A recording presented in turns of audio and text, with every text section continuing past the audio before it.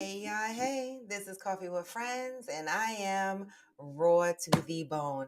But y'all knew that already. Come on in, y'all. I know I've been kizzying. For real, y'all. I know I've been kizzying. Oh, where's the thing to wipe my glasses? My glasses are so dirty. Come on in, come on in. I am going to set the mood, of course, turn on some music, and get us in the mood for today's conversation, all right? So hold on, because today is going to be a what? Step one, wake up early, gonna rise with the sun. Step two, get some good, some food in you. Step three, think real hard about what you wanna be. Step four, everybody just do your thing. Wake up, today's gonna be a good day. Wake up, today's gonna be a good day. Wake up, today's gonna be a good day. Wake up, today's gonna be a good day. Wake up, today's gonna be a good day.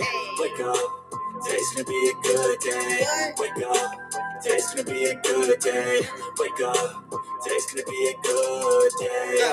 Set your affirmations, aspirations. I got shit to do, the aftermath of preparation. Good food, good mood, blood in circulation. One step at a time, yeah, that's how you make it. Set a goal you control and the steps you take them. I try to pick one thought, have some concentration. And if I make a mistake, it's called education. I try to do this every day, call it replication. Wake up, today's gonna be a good day. Wake up, today's gonna be a good day. Wake up, today's gonna be a good day. Wake up, today's gonna be a good day. Wake up, today's gonna be a good day. Wake up, today's gonna be a good day. Wake up, today's gonna be a good day. Wake up, today's gonna be a good day. So life ain't easy, yo. I think there's a reason, though. Ups and downs, just like every different season, yo. Sometimes I'm high, other times I'm barely breathing, yo. You always gotta fight and hide from the demons, yo. Negative thoughts are poison they rot. Head full of flies, so here come the clouds. They'll never stop unless I can swap all the bad for the good in my head when I'm lost. Yeah, so I'ma fake it till I make it. Positive thoughts are overtaken. I got patience, one day at a time. That's how you operate a cadence. A flow, you grow, you show yourself a foundation. Stay away from all the shit that causes temptation. I know that I like to do it cause it's sensation. I live my life in my head like a narration. Don't expect greatness, do my best, man, I'll take it. Wake up, today's gonna be a good day. Wake up, today's gonna be a good day. Wake up, today's gonna be a good day. Wake up, today's gonna be a good day. Wake up, today's gonna be a good day. Wake up, today's gonna be a good day. Wake up, today's gonna be a good day. Wake up. Today's going to be a good day. Protagonist made a statement and he said what the fuck he said. He said he don't like my job.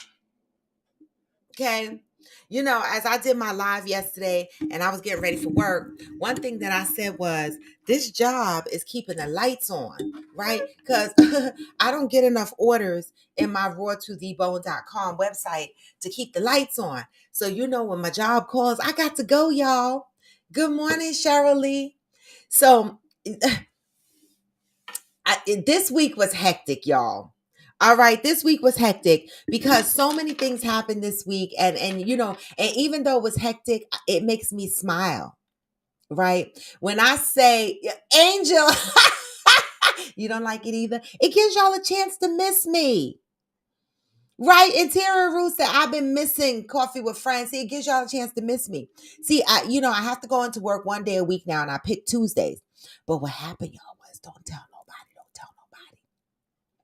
What happened was Tuesday, I get to work. Well, first, I've been trying to see Wakanda forever, right? And the day that Boo tried to buy tickets to see Wakanda, there was only seats left in the front, and I said, I don't want to see it in the front. I don't want my neck to be like that, right? And so I just said, babe, okay, damn ghost.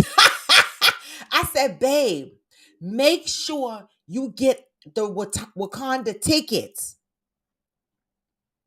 Don't forget, I want good seats. I want the seats by the handicap seat. You know, the ones in the front so that, you know, if you don't get a handicapped person, nobody gonna sit next to you, right? And so that was the seat I wanted. So I go and I wanted to support it, Ghost, financially, right? But I go to work and I'm at work. Don't tell nobody, y'all, because I get a phone call. This is what we talk about on here when we say get a man that says, be ready at such and such time. I'm picking your ass up. See, some shit I'm just not used to. I'm not used to a man just making plans and being like, this is it and that's that. Be ready. Be the fuck ready. I'll be there to pick you up. Right? I still be asking questions like, oh, should I meet you at your house? Should we meet there? He's like, no, I'll pick you up. No, I'm like, like, like, I don't know. I feel like sometimes I look at my life and I'll be like, damn, I must have been treated really fucked up. Right? When you get something new and refreshing, you be like, what? Like, I'm not even used to this shit. And this ain't even big shit. It's little shit that be throwing me off guard. So long story short, the phone, you know, I get a text that said, we got tickets at 2:00. Be ready. I was at work, y'all. Okay. Hey, Glamour 47. I was at work. I said, oh my God, you got tickets? He was like, you told me to get tickets. And that's what I did. Okay. I said, oh shit. I jumped up from my desk, flew home. Okay. Changed up my clothes to try to get Wakanda ready, but I wasn't really ready because I meant to have my white dots. I was like, you messed me up because I didn't have time to stop and get the makeup to put the white dots on my face. He said, thank God, because I would have took a wet one and wiped it off. But so Tuesday was adventurous. So that leads me to say that's why I had to turn around and go back into the office on Wednesday because I was only in the office Tuesday for a couple of hours, right? And so, I mean, when you tell a MFer get tickets and you give him specific seats to select, and that MFer pull through, even though he forget that I work a job during the day. See, he work all kind of hours, so he just doing. My ass was ready. Y'all saw the video. I flew the fuck home and got ready. You ain't got to tell me twice.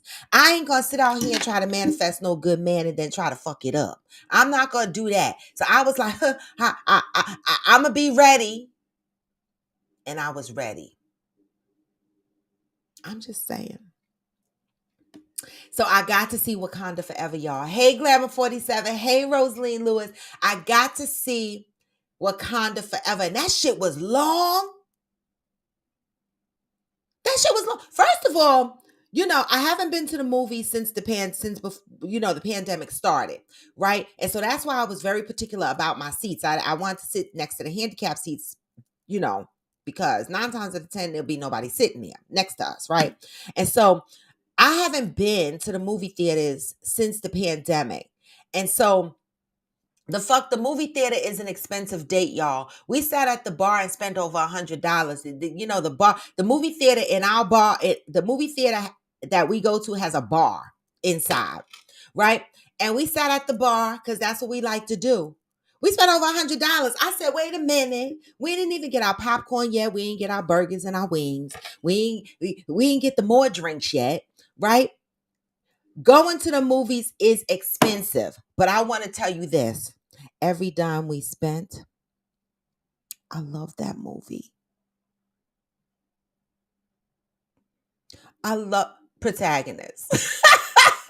I love that movie, y'all. I love that movie. That movie, it was long as fuck, but it was so good.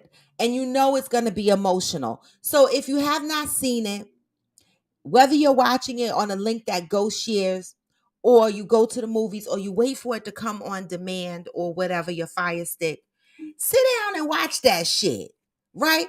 That shit is good. I enjoyed it, all right? And so there is very few things. I didn't even go to the movies to see Women King. That's how bad I have been hesitant to go to the movies since the pandemic. All right, seriously.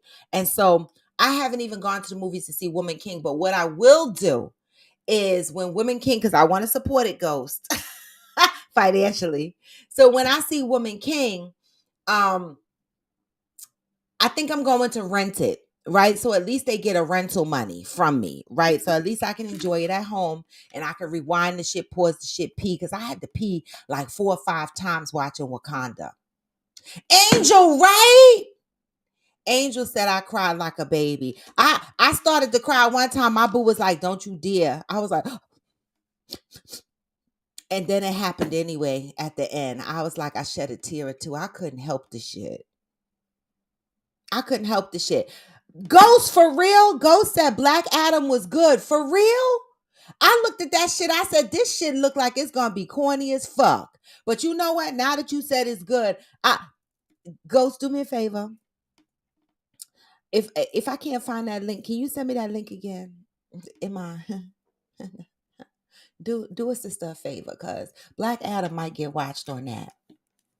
All right, Glamour 47, please go see it. Please go see it. I thought it was really, really good. They put a lot of work into that shit, right? They did. You, Angel, you said inconsolable. I'm dead. Protagonist said, I'm going to buy it on Blu-ray and add it to the movies and games I play when I retire in 4 years. All right. Blu-ray? Who on here still got Blu-ray? My fingers are itching. Am I going to get some money? Who on here still got Blu-ray players? Y'all still play VCR and Blu-ray? Somebody on here got a Blu-ray? I know Woman King is good. I can't wait to see it. Who on here still got Blu-ray? Well, damn, Angel. You saw Black Adam too? I'm moving slow. It got bad reviews. And Angel cried on that one too. Fuck this shit. Good morning and happy Thursday. Today is Thursday, y'all. Guess what?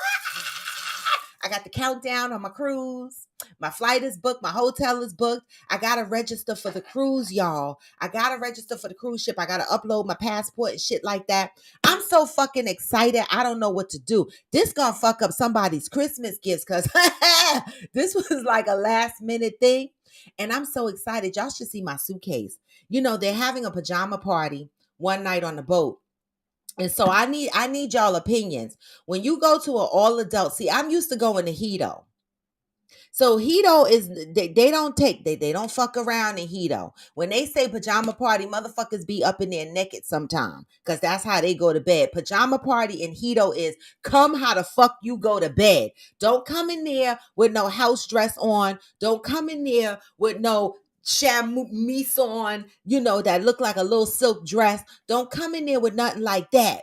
You got to come in there with it really should be called lingerie and BDSM and naked, right? This is how Hito does PJ parties. So now I'm looking at the itinerary on the Virgin Voyages and it said we're having a PJ party. And I said, is it a Hito PJ party?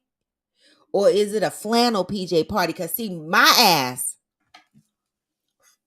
like I said, I'm used to going to Hito. So my ass be done showed up in some BDSM shit talking about let's go.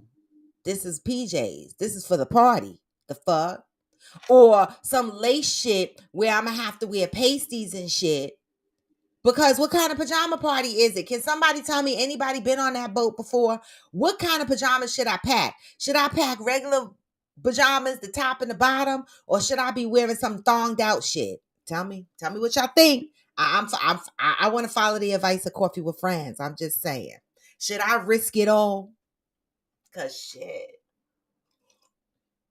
I like an adult party. Should I risk it all?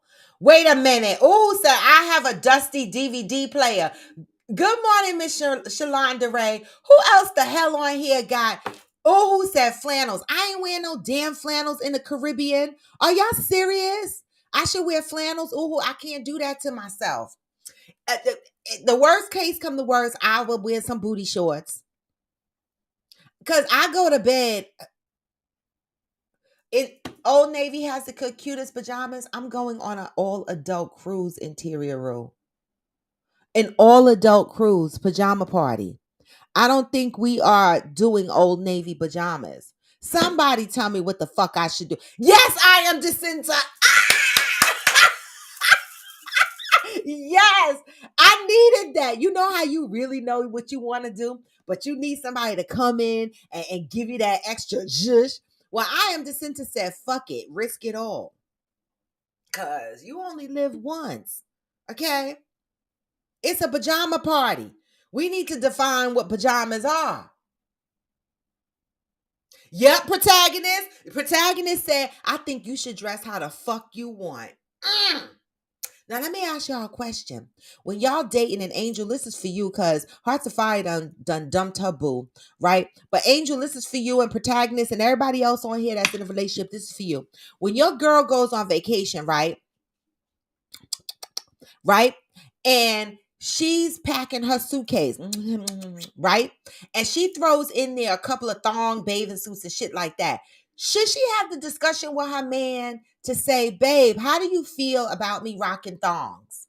Do you think that that's a discussion that should be had before you carry your ass on vacation and throw a thong bathing suit on? Or do you feel like that's just natural order? It's just a bathing suit with your ass out and it's no big deal. How are y'all rocking with that? Do y'all discuss this? See, cause a bitch like me, I go to new beaches. I European bathe. I thong it out. I do it all because one, I love a good tan everywhere. Oh, interior room. All right, interior room said, hell nah. That ain't no discussion. It's a vacation. All right, I'm trying to figure out the rules, y'all. All right. I'm trying to figure out the rules. All right. Protagonist said Blu-ray still kind of new. You could have at least rash DVDs and VCRs. Hell to the no. PlayStation 4, 5s or Blu-ray players. Okay, that's true. That's true. I thought you had like a whole little separate Blu-ray player. But you're right. You're right. If you got a PlayStation or an Xbox or some shit like that, all right, I understand. I understand. Ghost said most girl trips aren't to be trusted. Here we fucking go. Now, see, here we go. See, Ghost, now why you had to go there? Most girl trips aren't to be trusted. We all know about these girl trips. What happens on girls' trips? I'm very good on my trips. The fuck? First of all, I never had a one night stand. No day ever in my life. Never, ever, never had a one night stand in my life. I love my kitty cat. Shit. I need to know you for a minute, figure out, what your mouth be doing and shit like that. And I certainly don't kiss motherfuckers. If I kiss you, I got emotions for you. I do. I'm feeling you. Right? Because I don't kiss motherfuckers. Like kissing to me is intimate. So you ain't gonna catch me on no boat in the corner tongue kissing nobody. You ain't gonna catch me moving my shit to the side trying to get a quickie from nobody. And you're certainly not gonna catch nobody rubbing no grease and no shit on my ass because I don't need it. Okay, I could reach my own ass and my girlfriend could rub lotion on my back. I truly do not go on vacation to fucking smash. I don't and get rubbed the fuck up because these guys are doing it to everybody. Right? Think about that. These guys wait for you women to come on vacation so that they can stick their tongue in your ass and their peens in your crotches, right? And every week a new batch of women come right the fuck into the resort and these men are waiting with them same crusty ass tongue and lips and them same crusty ass eggplants. I don't want it. I don't want it. Interior said, I have heard men say girls' trips are a chance for women to go be hoes. But I can honestly say that's not the women I travel with. Exactly, Interior Rule. Thank you. So is that the perspective that y'all got when women go on vacation? We act like hoes. But what about when men go on vacation? Do what we be saying when a whole bunch of men just show the fuck up in the Dominican Republic? Where the women come into your rooms and suck you off for $10. We what? Okay. Why is it that women are always looked at when they go on vacation or they get together, they can't be trusted? What the fuck are y'all men doing on vacation That's why y'all think that we doing it. The hell?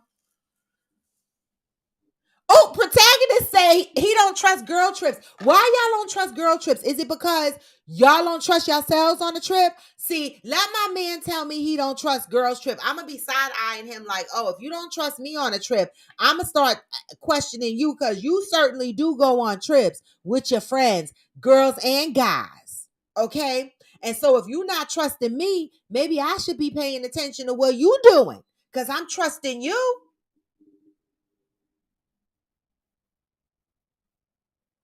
Thank you, I am dissenter. Not the women I trip with neither. I don't trip with women that be sucking and fucking on vacation. We not coming back from a foreign country with a foreign STD. Don't nobody want it.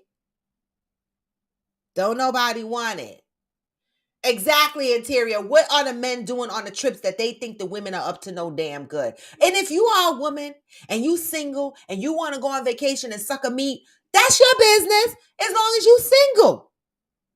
Right? Don't let motherfuckers make you feel bad about pulling out your ass on vacation if you single. But if you're not single, that's something different. Just saying. The fuck. Hey, Sky Farm. Hey, Interior. Protagonist said men are hoes all the time. Look at that shit. Men are hoes all the time. Mm. Mm. But yeah, we be fucking them raw, knowing that men are hoes all the time. That's what you say in protagonist. You said it. You said it, protagonist. I didn't call men hoes. Protagonist call all y'all motherfucking men hoes all the time. Okay? So how's that supposed to make us ladies feel? The fuck? Drink your coffee or your tea. Mm.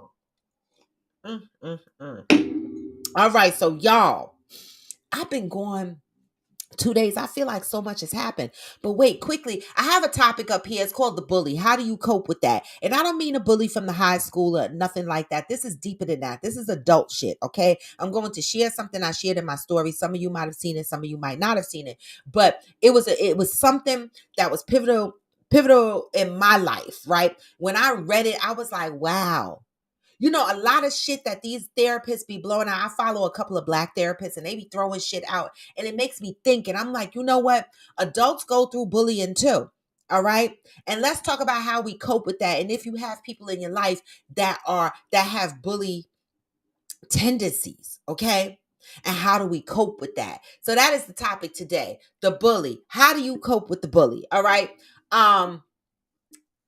Sky Farm said, have mercy on men, please. We have mercy on men. Sky Farm, the men started with us. The men said women can't be trusted when they go on vacation. We hoes. That's what they said. So I said, why would y'all think that? Right? My man go on vacation and I never think that he's hoeing. But since y'all think that the women are hoeing, maybe I should side eye my man. That's how that conversation started, Sky Farm. So I'm like, okay, if you think the women are hoes on vacation, who they hoeing with? The men. And are y'all the men that be hoeing when y'all be on vacation? And I agree with that, Sky Farm. And I agree with that. Not all men. I agree with that. But a gentleman on here said all men are hoes. So that's how that started. We didn't say it. A gentleman said it. Not you, Ghost. You didn't say it. Protagonist said men are hoes all the time. There's your answer. Protagonist said it. Don't blame Ghost. All right. Hey, Booth Buster. So Miss Shalandre said, who's cooking for Thanksgiving? She said she's cooking a turkey. Baby, I'm going to be on a cruise. Let me tell y'all something about Thanksgiving and Christmas dinners. Groceries too high. Y'all still inviting 20 motherfuckers to your house? I was at the bus stop the other day and it was so nice to see the ladies that I took the bus with almost 3 years ago. I haven't seen them in so long. One lady lives in my building and the other one travels from Paramus and changes over to the bus that we get on together. And it was so good to see them. And one of the ladies is Hindu.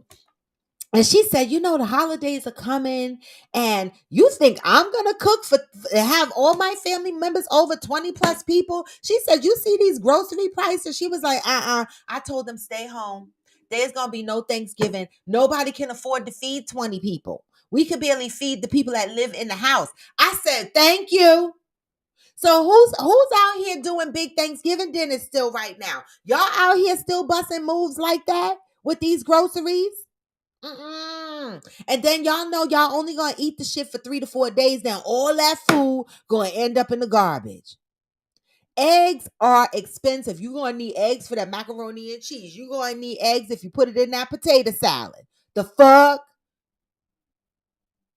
Cheese is expensive. You're gonna need all that cheese for that macaroni and cheese if you making whatever the fuck else. The only thing you might get cheap is the fresh vegetables. Heavy cream, milk, everything is expensive. Meat.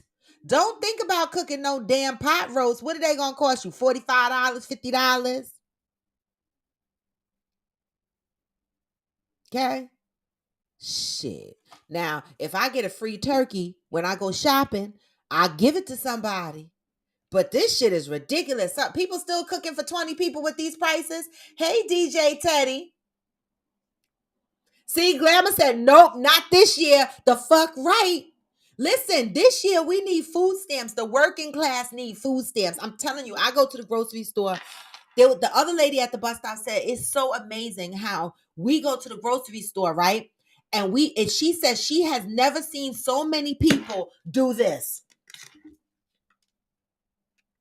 and put the shit back. Looking at prices and putting the shit back.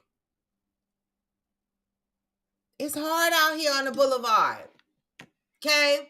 I am Jacinta said, y'all got us messed up for real. Sound a bit insecure to me. I'm just saying. Okay? Protagonist says, I don't cook. I just show up empty-handed and leave all the macaroni and chicken. I'm dead. So you take your own to-go container? That's what you do? Hey, Chef, you take your own to-go container? I am Jacinta said, I'm going to be on a white sandy beach on Thanksgiving with a drink in my two-step. I'm gonna be in Miami. So Thursday morning, Thanksgiving morning, my ass will be on Miami Beach. Okay. After I have breakfast, I'm going right to the beach and I'm gonna start my tanning before I get on that boat. And then Thursday night for dinner, my girlfriend and I are gonna have dinner at a restaurant. All right. I don't know what I'm gonna eat. I might have lobster. I don't know what I'm gonna do. I might have some mussels. I don't know what I'm gonna do. I might have a frank. I don't know. But all I know is I'm gonna be the fuck in Miami before I get on that damn boat. And so, Jacinta, you and I are twins. All right. Oh, wait a minute. Angel, for Thanksgiving, I'm doing a 5K and Mister is smoking a turkey, and that is it. Yes, Angel with the 5K. Good luck on the 5K. I love it. I wish I could still run. I did the half marathon and I threw my right knee out and had to have surgery. Well, it was scoping. And now my left knee is acting up and I might have to have a scoping of my left knee. And one of the things they told me is I cannot run again. The only thing I could do is sprints. I cannot run again. And so that's why the bike is my thing now. But I love running. Right? I'm not the best runner. I overtrained when I trained for the half marathon, but it was a great experience. It's nothing like finishing a marathon. Congratulations on signing up for that, Angel. That is wonderful. All right. Good luck to you. All right. I wish I could support you. I wish if it was here, we could support you. Listen, if you live in the same town where Angel lives and she's running her 5K, go watch her run. This is how we support each other. If anybody on here lives in the same towns or the same areas and y'all are doing shit like running 5Ks or feeding the hungry, let us know.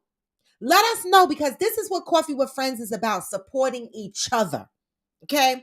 I remember years ago when I used to run the mud races and the obstacle courses, I was in a group on Facebook before I had Coffee with Friends, obviously, right?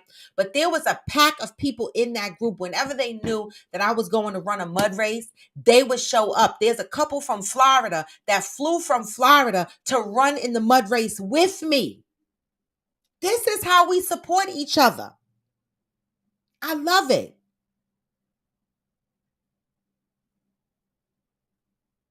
Okay, I love it.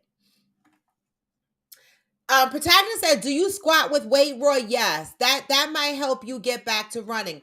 That has nothing to do with the reason why I can't run. I have very little cartilage in my right knee, right, and I think the cartilage in my left knee is torn a little bit too, and it needs to be scoped. So my doctor instructed that if I go back to running, and I tear the remaining cartilage, I am going to have bone rubbing against bone on my knee. So I've always squatted. I've always, maintained a level of strength in my legs, but it's my knees, and it's nothing I can do about it, right? So now what I do is when I do run on the treadmill. When I get a house, I'm definitely getting a Peloton treadmill or a bigger space. But when I do run on a treadmill, I do sprints. I run a minute, walk a minute, run a minute, walk a minute. And I do that for 20, 30 minutes. That's how I get my run is high. Good morning, Brazil.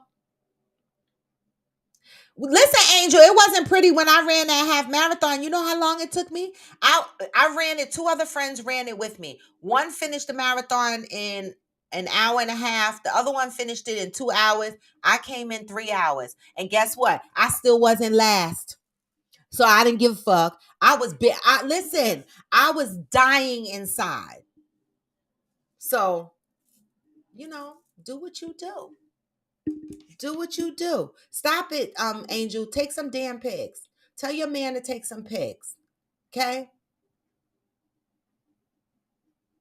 Yeah, my knees got bad running, not from the other stuff, Zen. I can handle that. I can still handle the other knee work, right?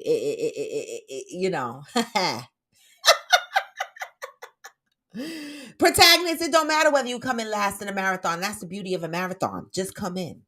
All right. But y'all, the topic today is the bully and how do you cope? And I want to share something with you because when I read this, and y'all can keep talking because y'all know we talk about a bunch of different shits on here. I want to share something on the screen with y'all that, good morning, Pat, that I saw and it resonated with me. It doesn't. Anything that resonates with me, I have to bring it here. Hey, E Hustle. Hey, Brandilla. Let me go up. Oh God, here we go. Thank you, Tanya. Fancy said at Interior, who was on here trying to blast the ladies on their girls' trips? He said most girls' trips aren't to be trusted. That's what Ghost said. Protagonist said all men are hoes. Yup.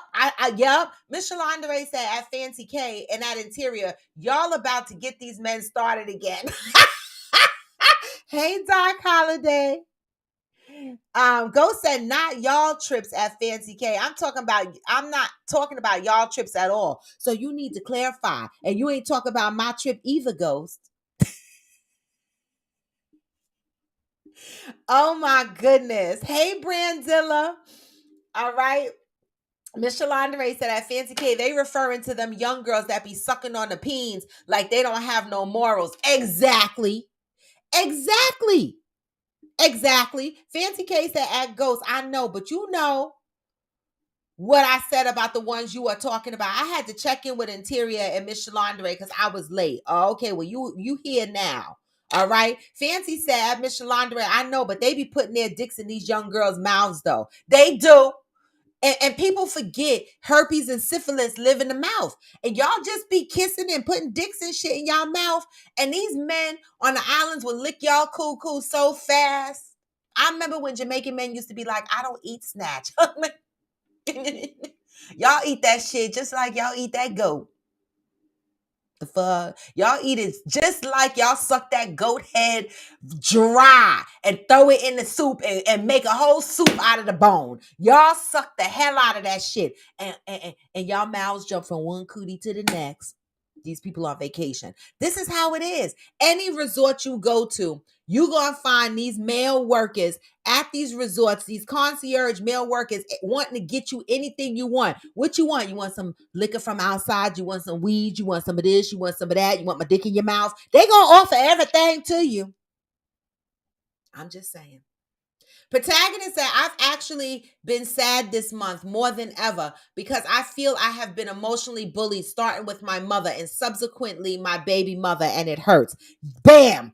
Going into the motherfucking topic. Thank you, protagonist, for that, because I need people to understand that bullying is not just dedicated to kids and the things that they go through growing up. So I want to take a moment and I want to share something with you because, protagonist, I understand exactly what you mean when you say you feel bullied and you've been sad. And I've been watching your timeline and I see what's going on. All right. And so I'm sharing something on my screen and I want the IG folks to see it. And this is something that I shared in my story before. And when I read this, it had me thinking. It had me thinking. As a grown ass woman, this had me thinking. Boundary bully inventory. This was okay. At Terry Cole must be the person who originally posted this, but this was reposted by a Black therapist. I love following this particular Black therapist, and this says boundary bully inventory. Who are the most difficult people in your life? Do you ever sit down and think about the people in your life and who are the most difficult people in your life? Do y'all have somebody like that? The most difficult person in your life? Okay. Which relationships drain you? Do you ever sit to think about what relationships drain you? Mm. Do you ever feel dread or anxiety when anticipating interacting with particular people? Do you ever feel dread or anxiety when anticipating interacting with particular people? Number 3 fucked me up. Because when I read that, I said, baby, they talking to me.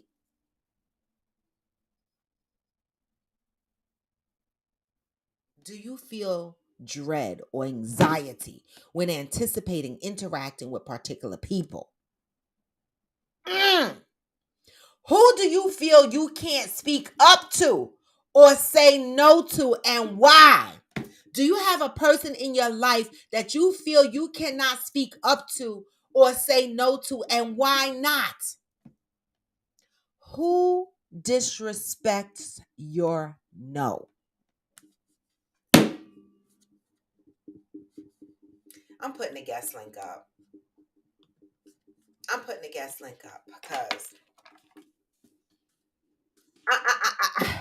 putting the guest link up. I read this and I posted this in my story and I marinated on this for 2 days. I have people in my life that make me feel dread. And I never understood why. I was like, oh my God, why do I hate dealing with this person? Why do I feel, anxious when I have to deal with this person? Why is this person triggering me? Right? And what I ultimately do when this happens is I remove myself.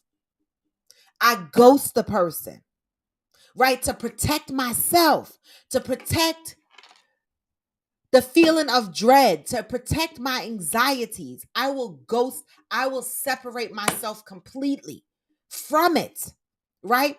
And 9 times out of 10, when you have these type of people in your life, right, where they drain you, relationships that drain you for whatever reason, no matter how many times you try to explain to them, okay, that they are draining you, that they make you feel anxious, that they're triggering you, some people don't give a fuck. This is when we have to take the responsibility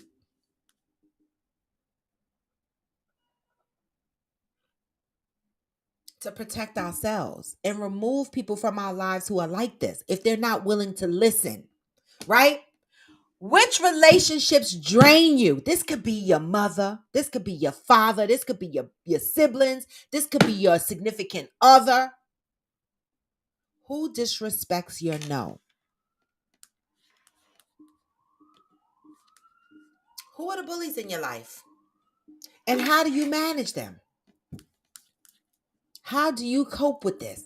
Who are the bullies in your life and how do you cope with it? Let me go up. Because protagonist, I want to say this. I see stuff on social media, and sometimes I see people going through things, right?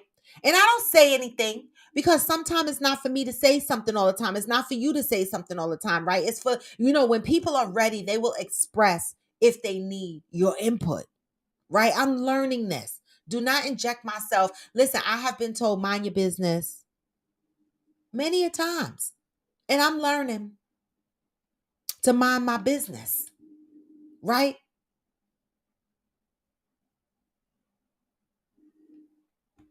But protagonist, I know you've been sad.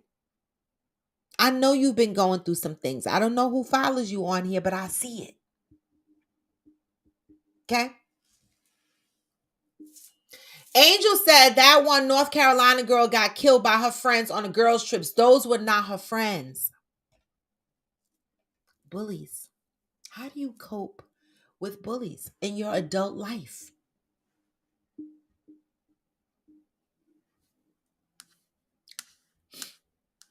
That was a very sad story. Protagonist said, worst thing about my bullying is people think because I make money or graduated college that I'm all good. I'm good at math. At life, I feel like a failure. So how do you cope with that, protagonist? How do you cope with that? You said you feel like your mother is your bully. How do you deal? You live in the same house with your mom, right?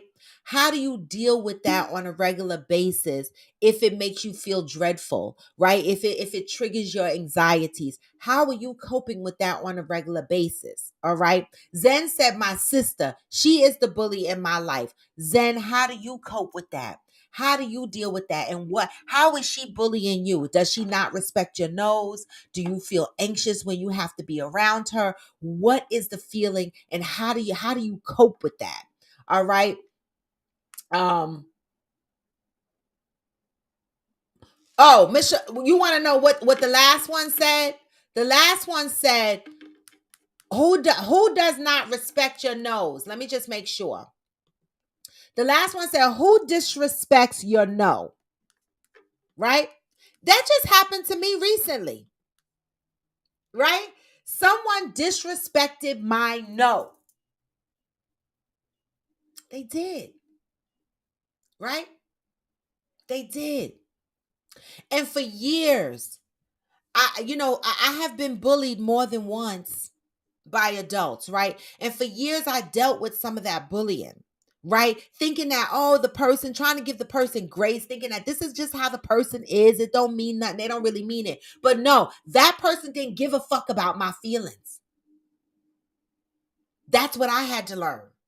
Stop giving motherfuckers grace that are bullying you. If you are around people that make you feel dread, how do you cope with that?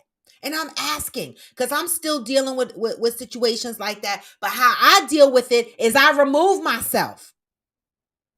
I'm going to become Casper. I don't want to deal with it. I don't have to deal with it. I don't have to have a conversation. I don't have to do nothing, right? If you are triggering me, if you make me feel anxious, if you are not respecting my nose, I am no longer going to occupy the same space with you. Not like I used to. But I had to learn that. And some people still say, no, Robin, that's not right. You should talk it out. Why? Why must I talk it out? They didn't respect my no. They make me feel dreadful when I'm around them. Walking on pins and needles. Do you have people in your life where you feel you have to walk on pins and needles because if you step on the wrong shit or you say the wrong shit, it's going to turn into something?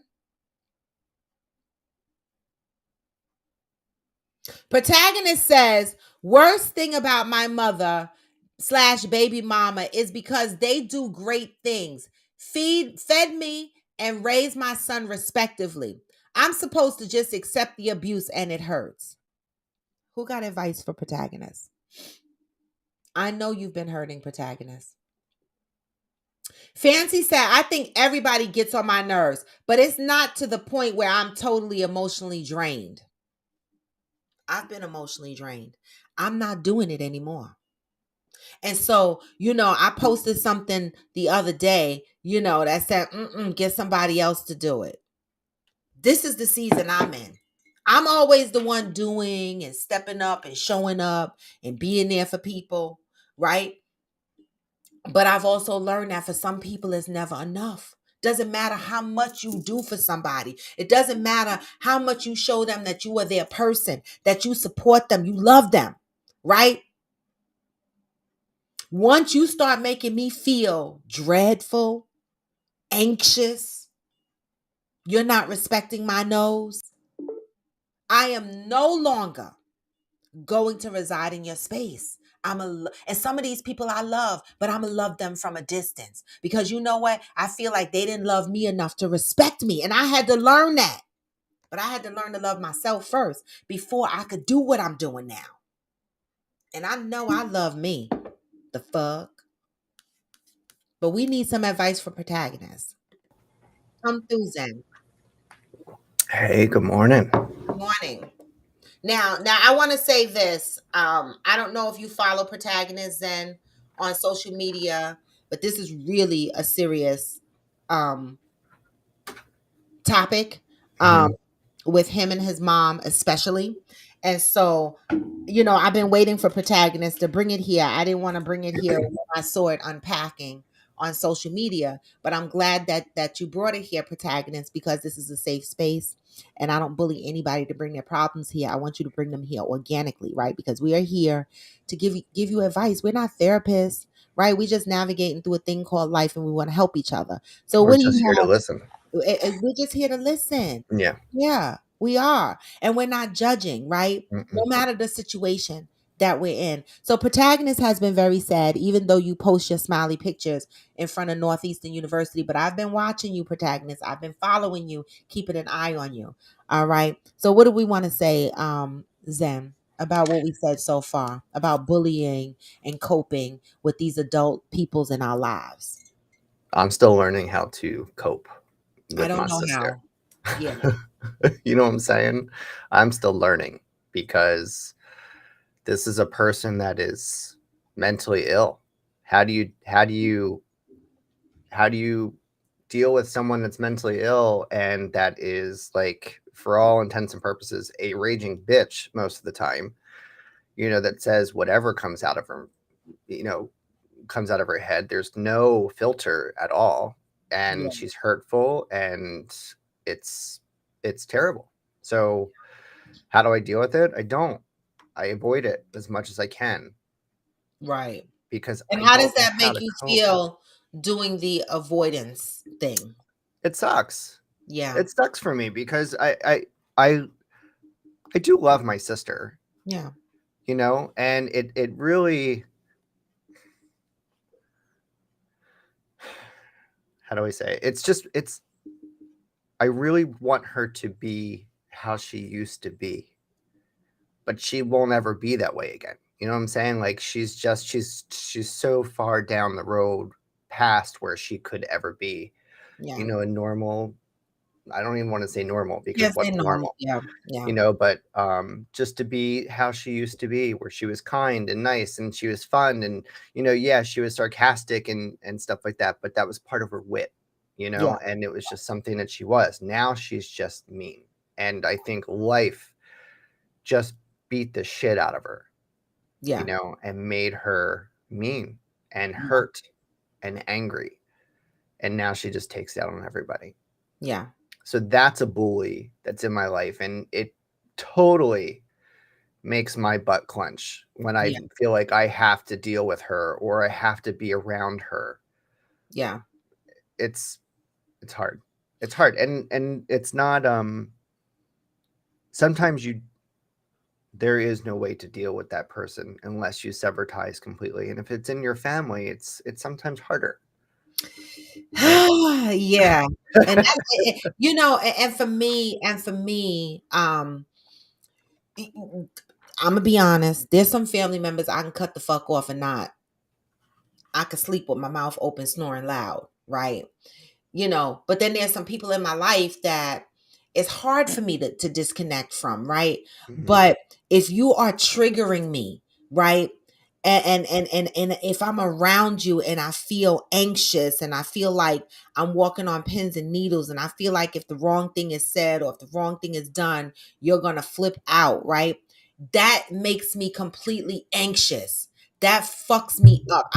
I don't feel comfortable, and for years I would force myself to be in these spaces just because I loved and I cared for the person, right? And I try to justify, this is how they are. They don't mean no harm. But I'm like, but what about me though?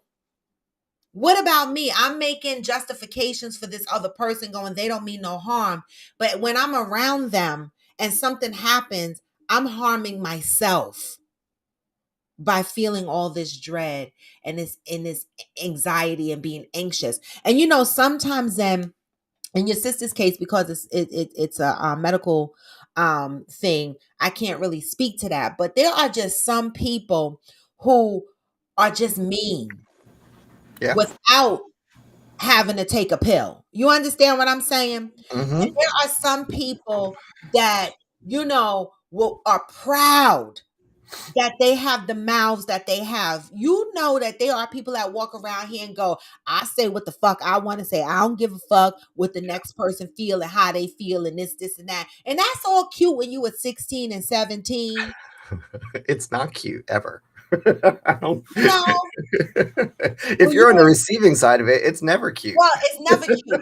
Exactly. But kids do shit. But Yeah. when we are adults and we living through life, right? Don't be the adult that mistreats somebody just because you feel your excuse is, I'm direct. I say what I want to say. No, I they were tell the hurt. truth. They were hurt. No, They were hurt. and That's you're why they're hurting like other that. people, Yes, exactly. right? And so the reason why when I saw this posted, there's people in my life right now that I'm ghosting. Hmm. I am. I got to. Right? One, because doing this show helps me. Y'all, I love y'all. Right?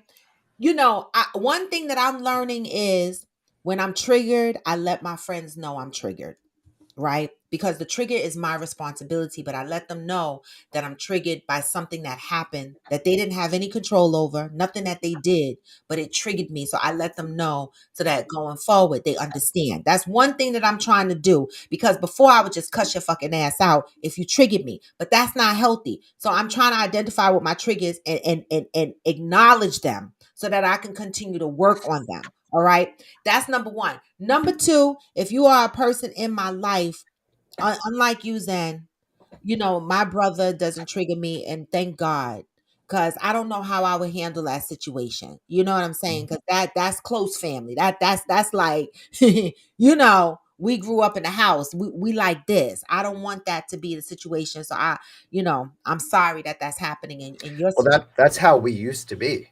Yeah, We were super tight like that. We yeah, always did stuff together. yeah. But now it's I me would and my hurt. other sister.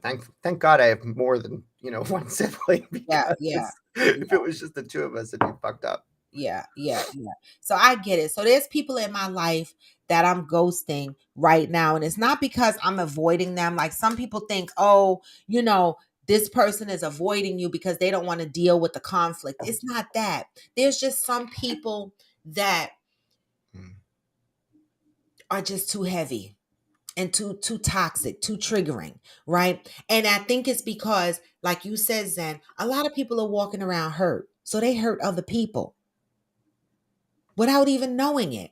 Right. And there's unintentional hurt. We talked about this before. Unintentional hurt and intentional hurt.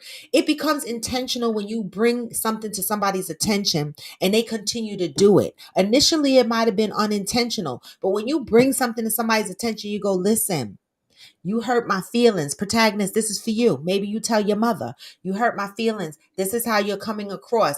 This is what, is affecting me. You're triggering me or Yeah. whatever. Have this conversation with your mother so that she understands your mental state when you're dealing with her. You understand what I'm saying? Give her the opportunity to take accountability for that. Right. And hopefully she'll readjust the way she responds to you. I was Now, just reading his comment. Yeah, go About ahead. the worst thing I hear is, you are 35. Why is this still an issue? You have money, you have a business, etc. But none of those are hugs and none of those are reassurance. Mm. And then turn around on her, protagonist. Just be like, you are this age. Are you too old to green light people or gaslight people? You know what I'm saying? Aren't you too old to call out these things in people? When do you get old enough to start, showing affection and support? I mean, my first question to her is, okay, you said all of that, and how is that supposed to make me feel? Right. You know what I'm saying? Or if I come to you for support, why do I have to be talked down to? Exactly. So these are conversations, protagonists, and I don't know if you've tried to have these conversations with your mom, but I would say if you have not, be open Mm-hmm. and be honest. And then if it's not working out, you know what you're gonna have to do, right? You're gonna have to put your big man not panties, your big man undies on. This big Okay. man jockstrap. Yeah, or jock strap. Well, some men wear panties, whatever the fuck floats your boat, right? And you might have to move. You understand? To protect your peace. Yeah. Good morning, Johnny Hill. Protagonist said, oh, yeah, this is the one you read. Pat said, I nip bullying in the ass immediately. I have zero tolerance. I will expose it and move on. How do you expose it, Pat? When you're having a conversation with a friend of yours or a sibling or a family member, and you feel like, because this is the holidays, y'all, right? A lot of motherfuckers are going to force themselves to sit around this Thanksgiving table knowing that they are triggered by people at that Thanksgiving table, right? But yet every year, y'all turn around and y'all get dressed the fuck up, grab y'all to go containers, and go sit at these tables with these motherfuckers that trigger y'all. Why do y'all do that? I'm at Tradition. Tradition. tradition.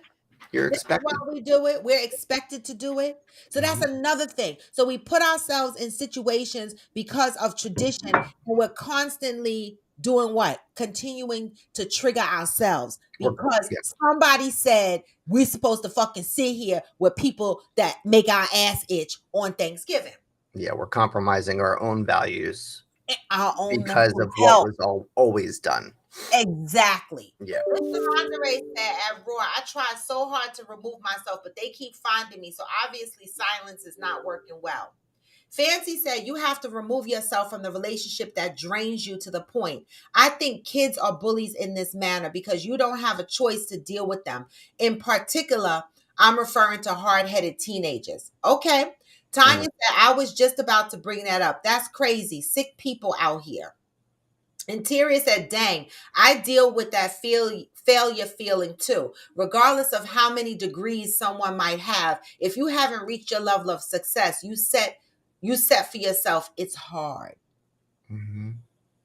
Miss Shalandere said, the bullies in my life just don't respect the boundaries of those around me. And I then go into defense mode. So how do you deal with that?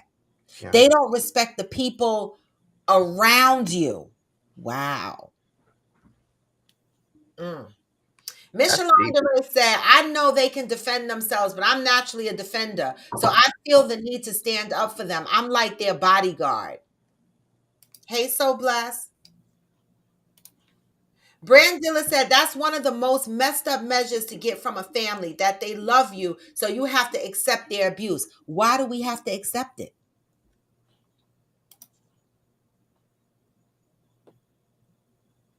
Huh? Why do we have to accept it?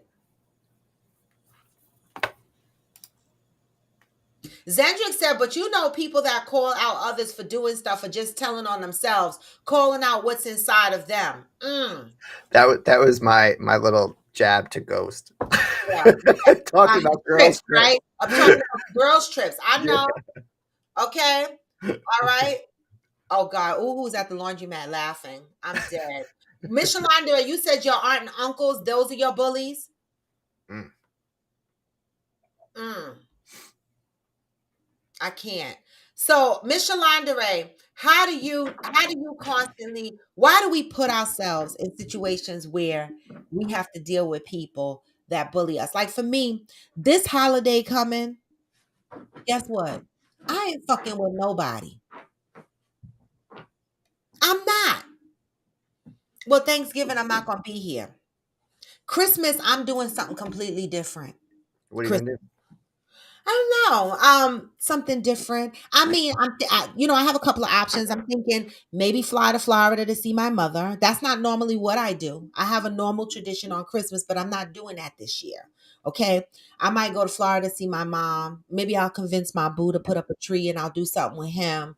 I'm going to do something different Hmm. this year, right? Because I am so tired of trying to maintain traditions and being in spaces with people that are triggering, right? And with the holidays approaching, I just want to say this: if you got bullies in your life, Zen said his sister, Protagonist said his mother. Miss Shalandere says she's got a few. This is serious. These are the people we gonna be eating with during the holidays. Right? Talking about we thankful for this and we thankful for that. What the fuck? Why y'all lying? What are y'all thankful for? Sitting around the table. Thankful for what? The person that's bullying you sitting at the same table?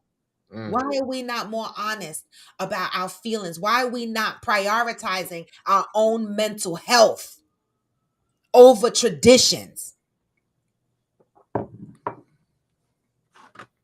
Protagonist said, my question is, why do people look at my accomplishments and think they have the right to fill in the blanks? Being a straight A student and going home to no hugs and reassurance ain't as ideal as it seems.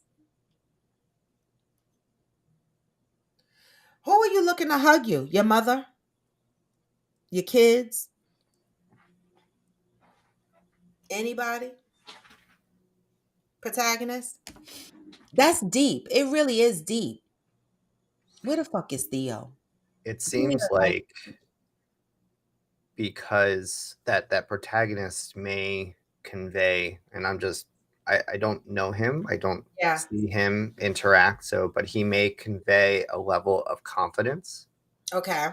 and have that air about him, and because he is successful or is maybe above average intelligence or what have you, whatever it may be, Mm-hmm. those people that are not doing these things may think that he either doesn't need them, or there is a little bit of a jealousy. Let's bring them down a couple notches. It could be a couple different ways, or they just may be incapable. Now, And this goes, sometimes you sometimes said I forget that. something, and I don't have it in front of me. It didn't start with you. Protagonist, the book that we are reading. Zen, you said something. You said maybe they're not capable. Hmm. In the book, and we're going to set a date to go through our first couple of chapters, right? Probably I'm going to throw out a date like December 2nd. I'll be back on the 30th. So if anybody's around December 2nd or the 3rd, we can do a book club and discuss chapters 1 through 4. We should at least be through 4 chapters by then, right? But you said something that took me back to that book. You said maybe they're not capable. One of the things in that book, if y'all are reading it, and for those that are not reading it, it said we have inherited trauma that we didn't even know that we had, that comes through the bloodline, right? You know how, like, for example, I used to always say my son's dad died when he was 8. My son really didn't get to know his dad through and through and through, right? But my son has so many ways like his dad. And when I tell him that, I bug myself out because I'm like, you never been around this man like that. You never seen him do no shit like that. But you have the same mannerisms as he does. And when I read this book, these inherited behaviors come down through the bloodline, and you have to sometimes step back. And I had to learn this myself about my own mother, right?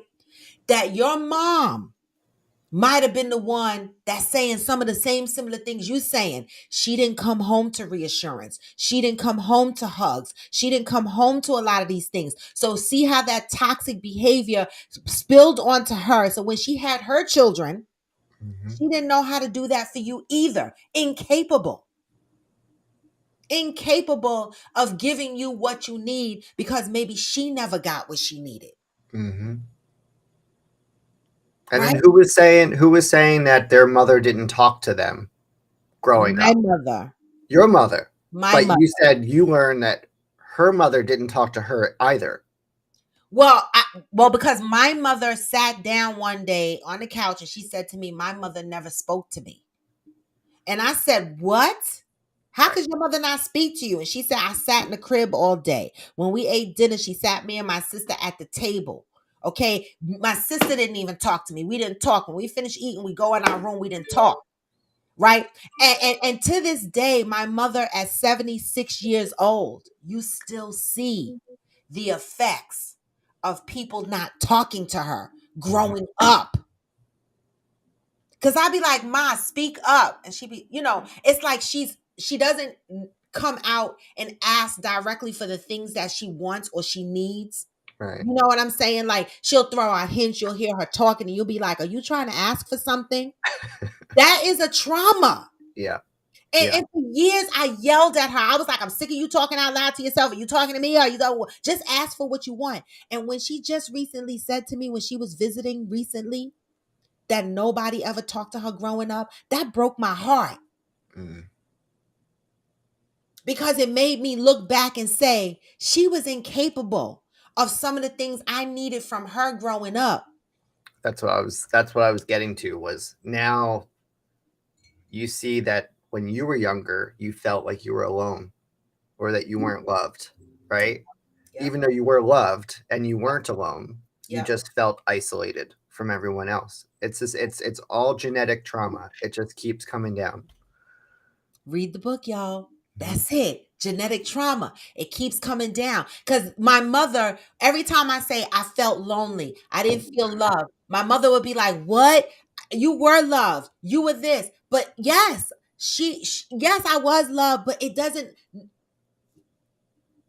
mean it takes away from how I felt. Yes, my mother feels that I was loved. Yes, she doesn't feel that I was lonely, but I still carried that around for whatever reason. That's that inherited trauma. Mhm. Miss Shalandere said, "I think you will never really know how to cope because as you grow, you learn how to deal with things people differently." True. Interior said, "Family to me is always the hardest. I am not sure what advice I would have for protagonists. Is therapy an option at all?" That's a great question. Family therapy, maybe you and your mom. Miss Shalandere said, "Example, silence used to work for me when I was younger, but now I've gotten older. It does not work. So now I have become more vocal." Mm. Mm, I understand. I'll never get physical, but I do feel the need to speak up and speak out about what and who is hurting me. I'm like that too, um, um, Miss Shalandere, but I have experienced something in my life um over the course of the years where I have spoken up and this person just don't hear me. You know what I'm saying? Like I speak up and I'm like, "I don't like the way you speak to me. That's unnecessary. It hurts my feelings. It's Mhm. disrespectful. You're not respecting me, blah, blah, blah, la, la, la, so and so." And it doesn't change. Mm. No. It doesn't change because some people wash it off with, "Oh, please, oh, please, you acting soft. This is how I am. This is how I speak." When a person does that to you, they don't give a fuck about your feelings. Because when you tell them that what they're doing don't make you feel good and they continue to do it, Mhm. they don't care about you.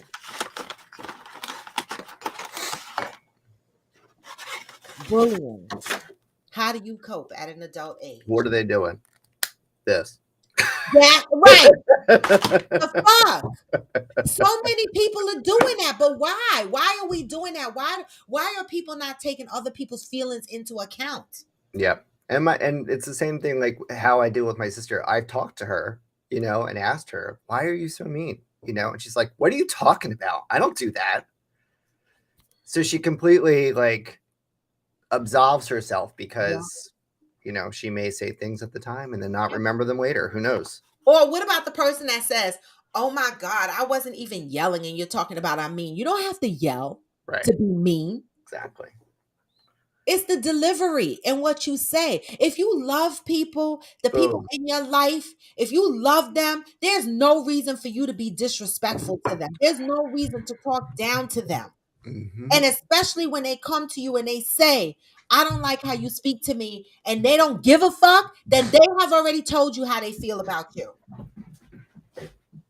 And unfortunately, for mothers and sisters, that's hard. Yeah. That's hard. Okay? That's hard. Because I would die if me and my brother, not physically, but inside. If me and my brother were in a situation like that. I got 4 brothers. I know y'all always hear me say me and my brother because I'm close to Tony because we were raised in the same house. There's no disrespect to my other 3 brothers. It really, really isn't. But Tony is like my brother's son. He calls me sister and mom. Okay. And so I would have a fit if he was toxic and he was triggering me. I wouldn't know how to cope with that. Fancy K said at Miss Shalandre, "I think being vocal is healthy. Holding stuff is not always the best. It's helpful for others, but not for you." And that's true. And I'm one person that'll hold stuff because certain people you can't talk to. I have tried to talk to certain people, but they further trigger me. And then someone told me when I tried to deal with a situation not too long ago, it put me in such a fucking rage, right? That someone said to me, "Robin, you are coming outside your healing season. You are completely losing it. This person has triggered you to a point that you are losing focus on what you're working on." And I had to woo saw on that for a minute. And that's when I said, you know what? Some people I can't talk to because they're not ready to take accountability for the part that they play and what they're doing. And until they are ready to take accountability for the part that they play, I have to remove myself Yes. because I Yes. cannot heal in a space like that. Right? Mm. It's hard. I removed myself from my mother's life for 10 years. 10 years. And we are closer than ever right now. We respect each other's boundaries.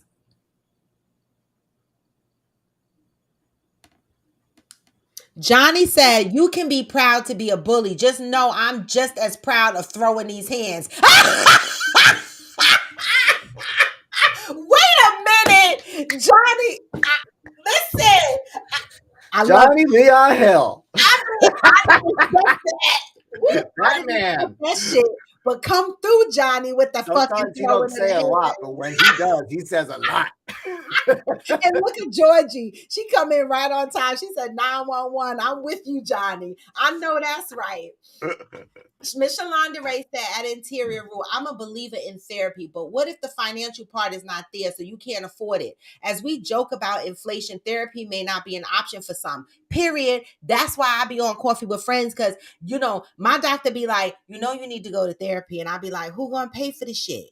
Like, you could go through EAP through your job. They give you about 3 or 4 sessions, right? And then after that, they be like, "Give me $150 every time you come here and talk to me," or some shit. And I be like, "What?" As if you want a good therapist. I mean, some therapists take a $10 copay, but I need a good therapist. The fuck? Just saying. And Terria said, at Miss Shalandere, "I agree. It's not seen as necessary when bills are due and you are already barely getting by. Some insurance plans included, unbeknownst to us, oftentimes it's worth just checking." They do. They do cover it. You can go to your job and see if you have EAP. EAP will give you 3 or 4 sessions free. They will help you find a therapist, give you 3 or 4 sessions free. After that, your insurance will pick it up and you'll pay a copay. It's definitely covered. It just depends on how much your copay is and how often you go. All right. Fancy K. Oh, Fancy K. Oh, Miss Shalandere said bullies like when people are quiet. You think so? You think bullies like when people are quiet? Not just quiet. I'm talking about removing yourself from their life, not just being in their face and being quiet. I ain't the fuck doing that. I ain't gonna stand there and look at them and be quiet.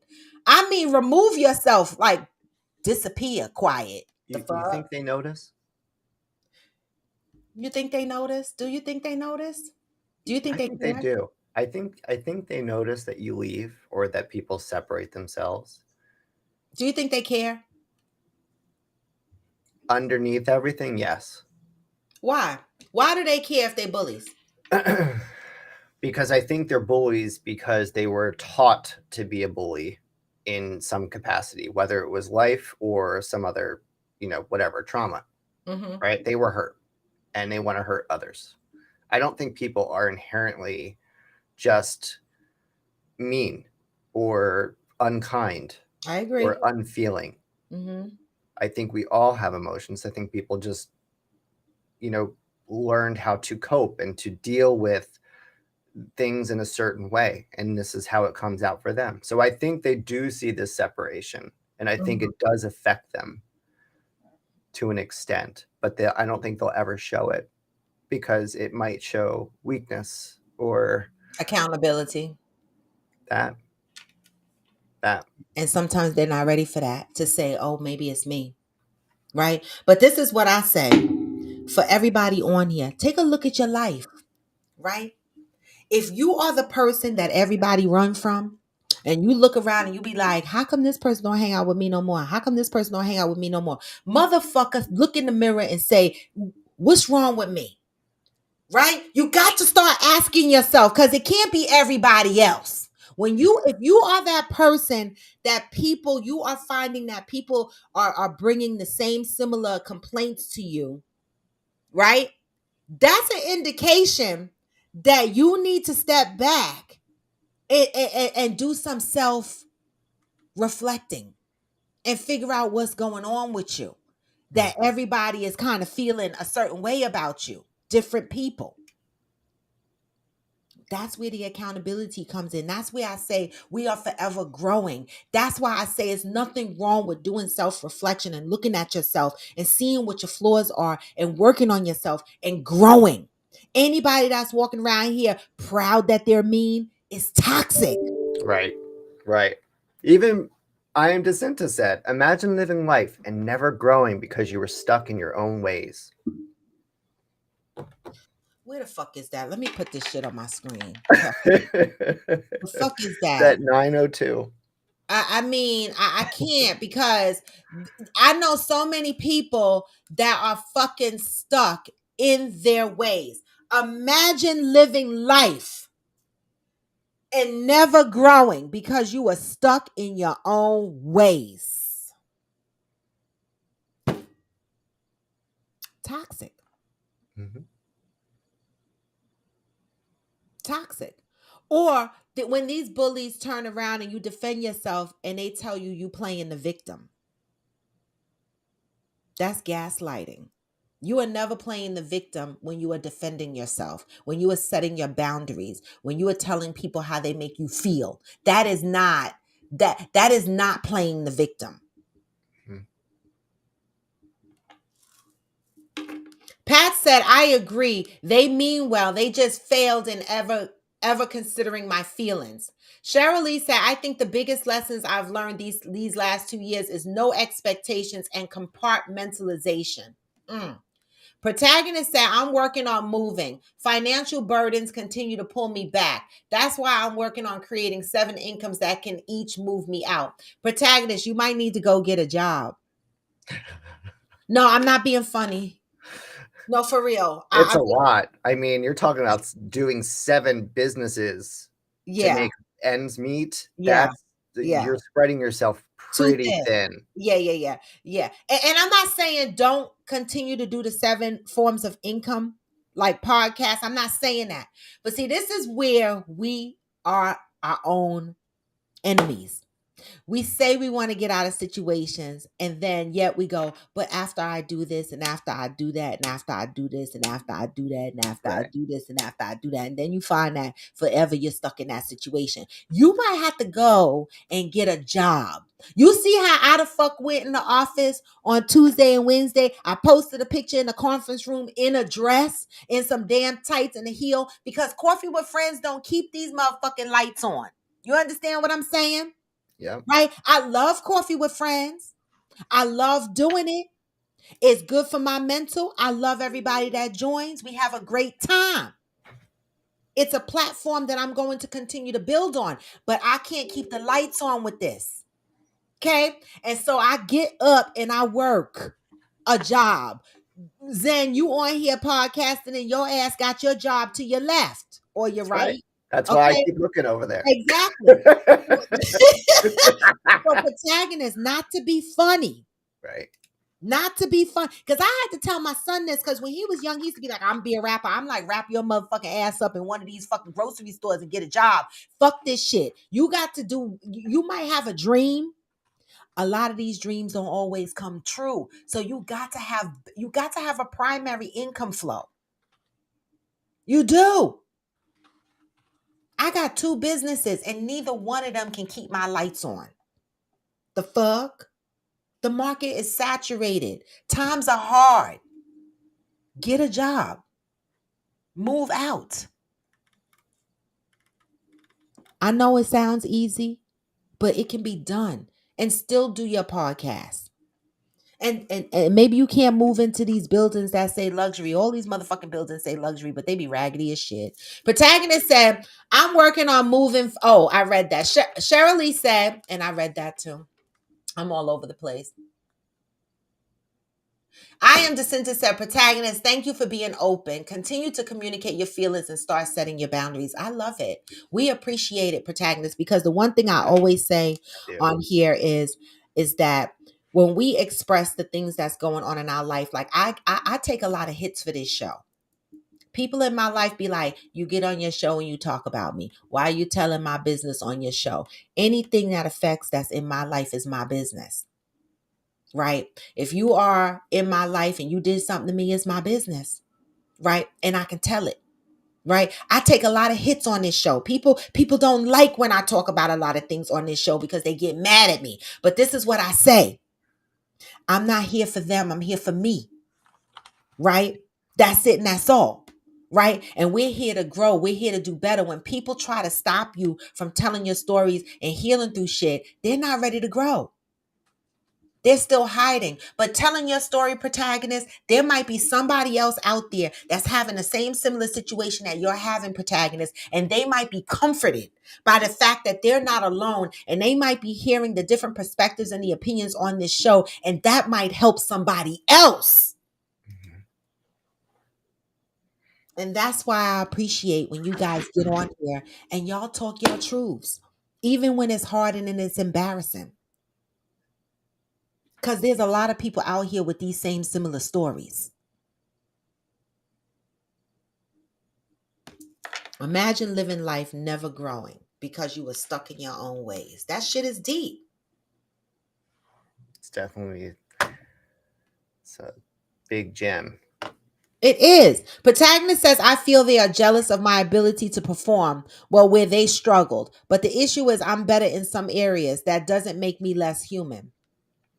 Listen, protagonist, I feel like, all that's going on, the baby mama drama, the mother situation, you probably need your own space. Yeah. Yeah. Right? And things may look different when you get a little separation.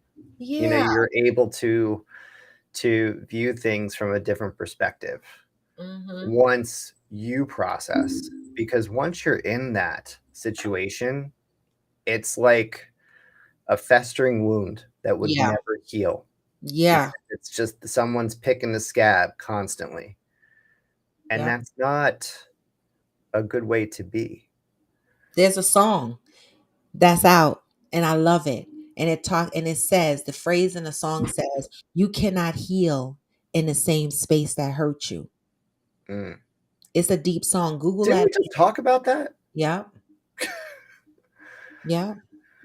We did. You cannot heal in the same space that hurt you. Protagonist, you might need to think about moving. You've been going through a lot. This has been going on for a long time. And this is affecting your ability to grow and to heal, in my opinion. Pat said, I expose it by revealing it in front of everyone and leave. They will see my dust. They get the message that I'm not the one. Oh, I know that's right. Okay. Um, Protagonist says, I don't celebrate Thanksgiving with my mother or baby mama. I'm going to be at my cousin's on my father's side, but showing up without my son sucks. Yeah, I understand. But you know what I do? Even though you can't show it with your son, I don't know how old your son is. I forget, 4 or 5, something like that. When he get his own phone, because he's going to get a phone soon, right? This is what I always say. Send him a text message. These kids are going to get a phone because they on Roblox. Okay. My 4-year-old has a phone. She calls me every day. Okay. Text them. Text your son no matter what. I love you. I miss you. Hello. How is your day? Yeah. Text him. Okay. Because guess what? He's going to grow up. He's going to grow up and he's going to see, remember those texts? And he's going to have questions for you and for the mom. And Mm-hmm. somebody's going to have to answer, right? Mm-hmm. But you got to continue to do your best and show up for these kids the best you can. If you can't see them, text them. Mail them a letter in the mail. Fuck that. Type some shit. Yes, I love you. And mail it. I'm telling you. Pat said protagonists, they just don't know any better. You have to teach them. You are the one with the intellect. Assume you place as the leader, period. Easier to teach, he says, when you feel appreciated. Pat said, be brave. Not all teachers are appreciated. Mm. Not all students who need to learn understand what it takes to teach or to lead. Yeah. And the sacrifices and the compromises that go along with that. Mm-hmm. Not Yeah. always It's not always seen, but that's not why you do it either. You do Yeah. it because you love it, or you do it because you have a passion. Yes. Yes. And people that are meant to lead don't avoid a blessing. Yes. That's a quality that a lot of people do not have. Yeah. People can be, you know what the difference is between a manager and a leader? A manager is just someone that's going to manage your day to day. They're just going to be like, yep, just get this done, but they're not looking out for you. No. A leader wants to see their people grow, Grow. Yep. wants to see their people develop, Yep. wants to see their people take their career to their next level. Next They're not worried about people leaving because there's Mhm. always going to be somebody else. And people want to Yes. follow them. Yes. Exactly. Yeah. I love that. Yeah. Fancy K says, speaking your mind and putting folks in their place, in my opinion, is a form of self-care. Miss Shalonda Ray said, I've always said I'll never walk away from a situation without that person knowing how I feel. I don't either. I say how I feel and then I walk away. I do. And I say it calmly. I'm not, I Is don't that a want last word? yeah, it is. You got I'll to get the have last peace word. once I curse you out. I don't even do that anymore. I'll be like, listen, obviously, this is how my new shit be. I'll be like, listen, obviously, things are not working out because, you don't respect me in the way that I need to be respected. So I'm out, deuces, and I'm going. Right. I don't have to explain shit because by that time, I had already had conversations with you before that told you that I didn't like what you did and how you do it, and you didn't give a shit. And when it gets to the point where I'm like that cherry on the top, I'll be like, I don't like so and so and deuces. And I'm calm about it. I don't have the energy at that point to curse you out. For But you what? know what the good thing is, Robin, that I think the important part of that is that you actually tried. Yeah. right? You did something to try to change the situation.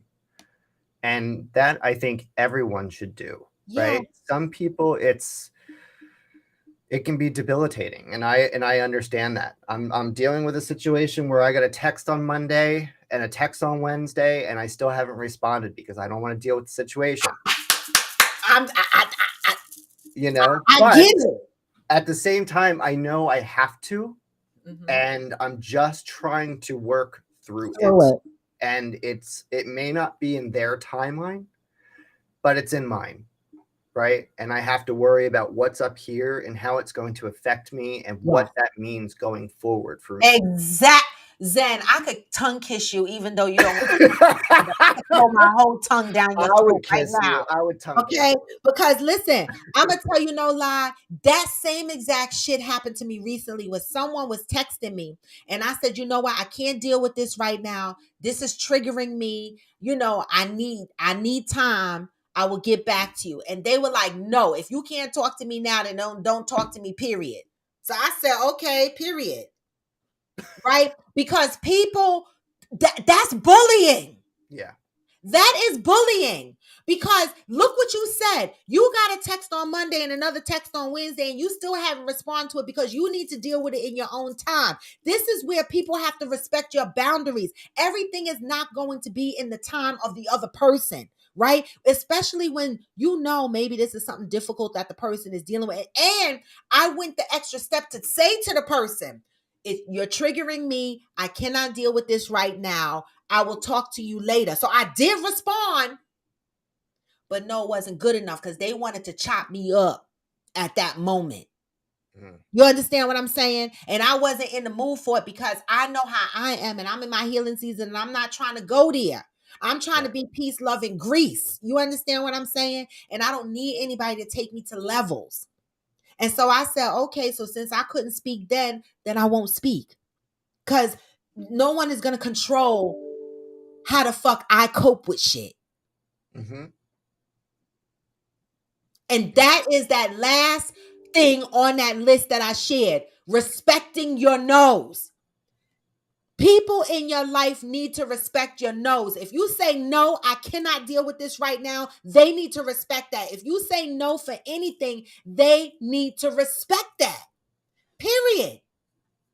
And when they're not respecting that and they're still coming, it's bullying. And just remember, no response is still a response. Sometimes you got to accept that, right? If I don't respond to you, I'm just not ready to, or I don't want to. It's still a response. It's still a response. Okay. Brandilla said, oh, I feel sad sometimes that I deal with my mother out of obligation. It's like we have to interact at a certain level because she's my mother. I feel worse about the way I feel considering I lost my dad last year and almost lost her. She's just very miserable and terrible to deal with. Now, Brandilla is our AKA resident nun. Zen, before you joined, Brandilla has been here from the beginning of time. She and her mom have one of those awkward relationships. All right. So this is where she's talking about that here. Hey Damaris. Brandilla said it's trauma, but thing also have to be developed. Communication skills and interpersonal skills have to be developed. Many of us have not gained those skills, or at least not properly. Mm. Mm. Chef, you said anyone that speaks to me in disrespectful manner is blocked out of my life. I don't like confrontation, so it's best that I leave that person alone. I don't either. I used to like confrontation, but I was busting up shit up in my house. And I had to stop that. Like I would throw shit, everything get fucking thrown, pictures off the wall, motherfuckers. I feel like the Hulk. I'll try to pick a bed up and toss that shit across the room. I will fuck up my whole place trying to hurt somebody. Okay. And so I don't like confrontation anymore either because when I talk about my son and I say he go from 0 to 100, that's how I was. I had to learn how to get that 20%, that 30%, that 40%, that 50%. I used to go from what to all the way up there. I had to learn. And one of the things that I do now in my life is avoid confrontation because A couple of weeks ago, I lost it again. And I went into a rage. AG was like, quiet. He was like, after it was all over, he said, you see, I didn't say shit. I ain't never seen you like that. And I said, and that is the shit that I don't want to see. You understand? So that is when I knew I had to separate myself from people in my life because someone took me there, took me to a place I thought I left. Mm. Read the book. I Am the Center said. Ghost said off topic, but real quick. I want to say Nas' new album is pure fire. I gotta listen to it. I gotta listen to it. Definitely gotta listen to it. Fancy K said, I agree, it's pretty good. That's on the Nas album. Tanya said, keep communication open with your child. Hey, Black Ice. Bram Dilla said, protagonist, write letters to your son and keep them. Give them to him when you are able to in the future. Another great advice. And date the letters. Another great advice. So many things we could do. Okay? I got to wind down, y'all. It's 9:39. I probably missed a meeting. What the fuck? But definitely, protagonist, always try to Yeah. reach out, because Yes. at some point he will look back and say, my father may not have always been in my life, but he's always tried to have a place, or he's always reached out to me, or always wished me a happy birthday, or always told me that, I love you. Exactly. Johnny said, I don't go anywhere and hang with anybody I don't want to. My uncle and I was beefing for years, and if he showed up, I would kiss my wife and kids and say, call me when you want me to pick you up. Right. You don't have to be in a space with people that are toxic.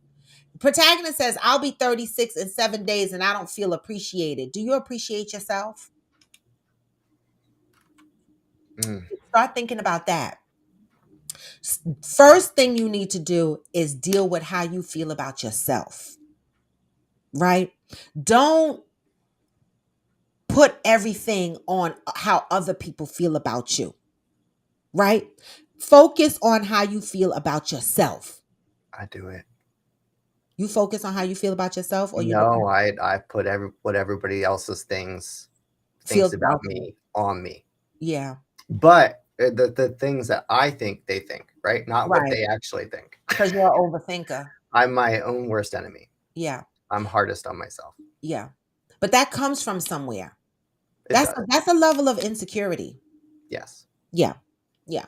And so protagonist, like I said, we all got some shit. I used to cry a lot growing up because I always felt like I was a failure. Because I was the one in the family that had the child at 16. I was the one in the family that had the mother and father that was fucking separated. I was the one in the family that had to deal with the crack era and almost being homeless. I was the one in the family that, was begging for food to feed my child.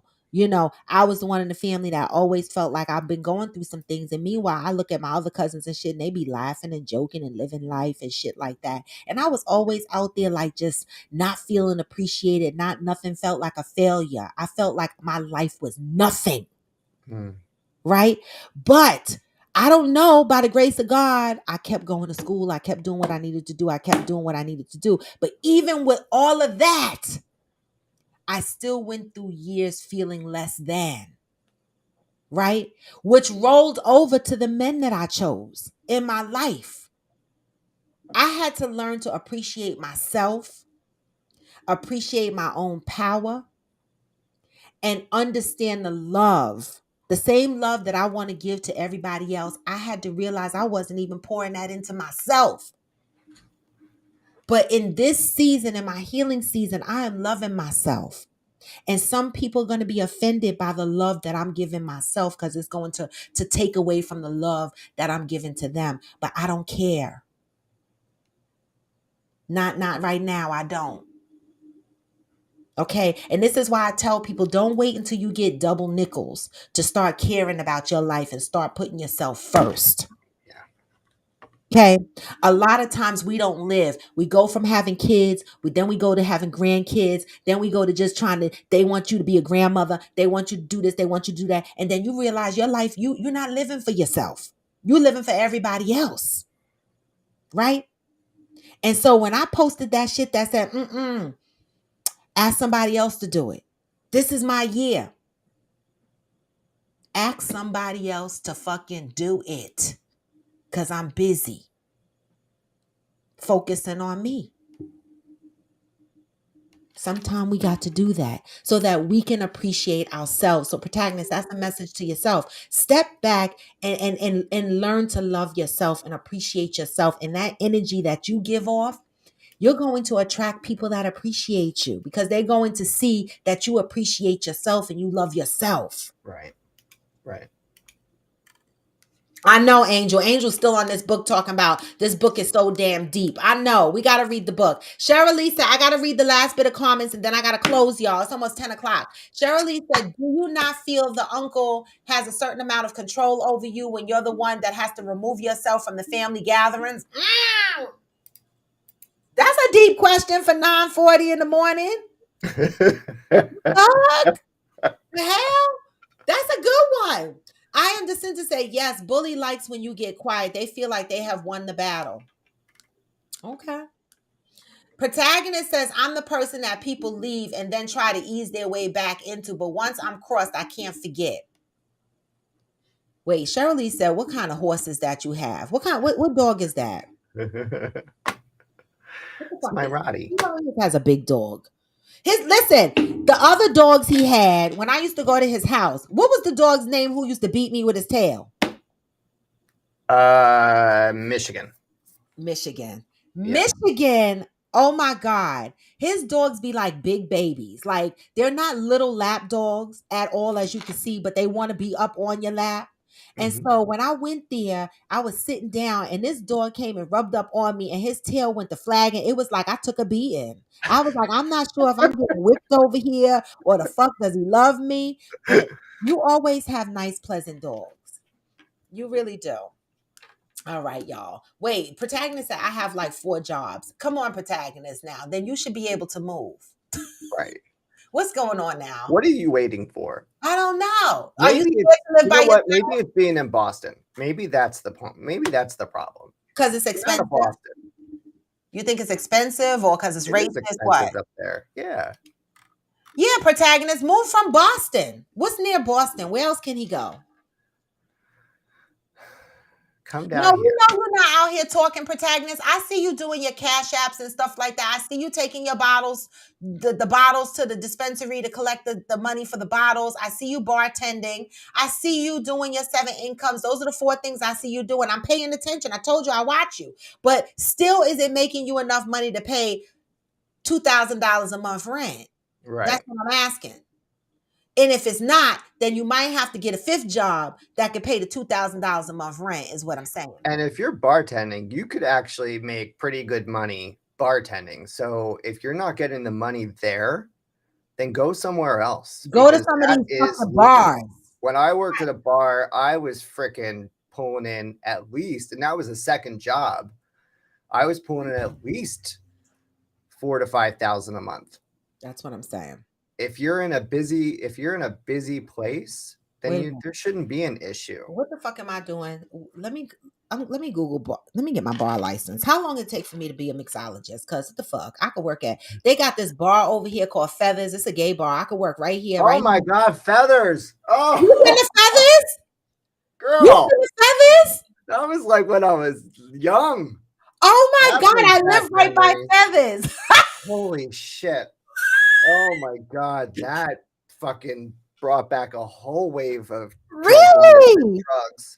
It's still here. They still be rocking out over here. I'm like, I'm gonna go in there one day. Yep. Wow. Yep. I was thinking about taking my granddaughter in there for drinks because she's turning 21 and she's part of the LGBTQ community and she's very shy. And so I was like, I'm gonna take it in the Feathers, but my boo said, no, why don't you just take it down to the Village and bar hop like you normally do? Because that might be it's more diverse. And I was like, okay, I don't know. But you've been in Feathers. Is she into that? If she's shy, she may not just want to keep going from place to place. She's really shy. Yeah, so I just go to one place and some place that she could feel comfortable. So, Yeah. possibly get some eye candy, even Anybody though I got some can't really don't. suggestions for a place I can take her? She's really shy. I think she's socially awkward, but I do want to take her out to like a lounge or something because she's 21 and have her Yeah. first drink for her grandmother. You know what I'm saying? But I want to take her someplace where she's comfortable. I don't want take her someplace where the men are the men are not gonna hit on her because she got the same sweatsuit they got on. So they're gonna kind of know the bird. I'm just saying. All right. But anyway, y'all, today is Thursday. There's a couple of things I want to remind y'all of. All right. Today was a good show and I appreciate you joining. There's a couple of things I want to remind you guys of. Reading the book. December 2nd. Let me know. Okay, then. Thank you for joining. December 2nd. I'm thinking about setting up a book reading. Let me know how you guys feel about December 2nd. I will still be on vacation, but I'll be home. Right? I get back home on the 30th, but I am ready to start talking about chapters 1 through 4. I'm actually on chapter 4 right now. It's very deep, so I'm reading it really, really slow. And there's some things that we can talk about already that come from chapters 1 through 4. So, milestone leaders from the hashtag reading with friends, let me know how December 2nd or December 3rd is looking for us to have a book reading and just try to talk through chapters 1 through 4. And even those that are not reading the book that we are reading, It Didn't Start With You by Mike Woolley, you can still join the book reading session, okay? And listen to what we're unpacking in that book. It might help you, right? So I'm excited about that. Also, hashtag fit friends. We haven't put out a new challenge, right? Or anything like that. And I'm still thinking about new challenges. I've been trying to change my workout routine a little bit. So the Just Move and Hydrate, I hope that you guys are still just moving and hydrating. Just because we did it for 15 days does not mean on day 16 you stop drinking water and you stop moving. Continue to move and hydrate. Angel is out here killing it. I see Theo still out here killing it. You guys are still out here working it. Continue to work out, because you know what? When our next fitness challenge comes in, then if you continue to do your Just Move and Hydrate, you'll be ready for the next part, right?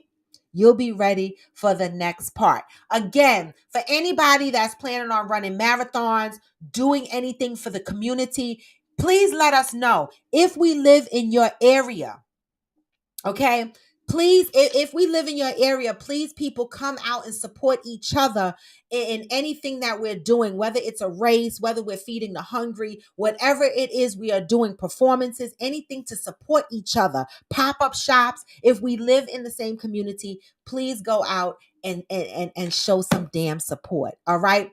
Lastly, Mardi Gras, well, not Mardi Gras, because we're not going to New Orleans during Mardi Gras, but New Orleans, when I come back from my vacation, I am going to start working on the New Orleans trip itinerary agenda. Okay. I am going to be focusing on things and activities. So Kiss the Boys, I'm going to put you in the NOLA chat group. And Interior Rue is going to be in there as well, because she's going to be our lead you know planner, coordinator. All right. Georgie, come up with the itinerary of things that we could do. I also have my travel agent pulling some stuff in case Georgie doesn't have a full list of things for us to do. Now, the goal is not to be up each other's asses all day, every day, right? Because some of y'all are coming with your booze, and I understand that, right? So we'll have a schedule where we'll meet up at a certain time and we'll do certain things together and we'll just have a great time. But the one thing I want to do is I want to know two things. One, I need the milestone leaders in a NOLA chat group that I'm going to create to start collecting shirt sizes and shirt colors out of the yellow, the green, and the purple, right? Who wants what color shirt and what size? All right. Um, Please make sure, if you don't want your shirt tight, order a size up, whatever the fuck, right? It's regular t-shirt. Y'all should know how to order a t-shirt, right? Get the sizes, quantity, colors, right? And names of who orders, right? Then once I have that, I'm going to get a quote from the graphic artist who's going to be doing the shirts for me. And then I'm going to come back and give y'all the price, right? I'm hoping that the t-shirts are no more than $15. I don't know, $20, maybe the most, depending on how much design is on the shirt. We have to prepay for the shirts, right? Because I don't want nobody stick me owing the graphic artist. So as you order your shirt, you send your money through, okay? And your shirt will get ordered and your shirt will be provided to you once we get to NOLA. All right. And so with that, that's that. So NOLA is the weekend of the 9th in March. All right. Y'all put that on your calendars. Make sure it's on your calendars. All right. We're going to have to start. When I come back from vacation, I got to start collecting this information. It's going to be important for us to make the trip as smooth as possible. All right. And so with that, y'all, I want to say I love you. Thank you for being patient while I was in the office this week for 2 days. But I'm back, y'all, and I'm going to send y'all out on some positive vibes because I always say what? It's going to be a good day. Continue to love up on your brothers and sisters, all right? And go out with peace, love, and grace. Gone for now, but never forever. Oh, that's the wrong song. Here you go. Even when you feel low, you can still go. Even when you feel slow, you can still go. Even when there's no hope, you can still go. I never answer to no, man, I still go. There you go. This is Coffee with Friends, and I am Raw to the Bone. I will be back tomorrow, Freestyle Friday. I love you, motherfuckers. Peace. Get the message on your way out. I'll be making moves till I'm buried in my grave. To the system, I don't wanna be a slave. I've been doing shit my way, or the highway. And in the driveway is a nice range. Cause I grind through the climb, I invite pain. You never hear me, bitch, nah, I don't complain. Just gotta flip the switch and you can go and obtain anything you want, anything you need. Your mind's got the key ingredient, it's belief. They'll see with the negativity, but I slide right by that energy. Even when you feel low, you can still go. Even when you feel slow, you can still go. Even when there's no hope, you can still go. I never answer to no, man, I still go. Go, go, go, go. Peace, y'all. See you tomorrow. I'm out.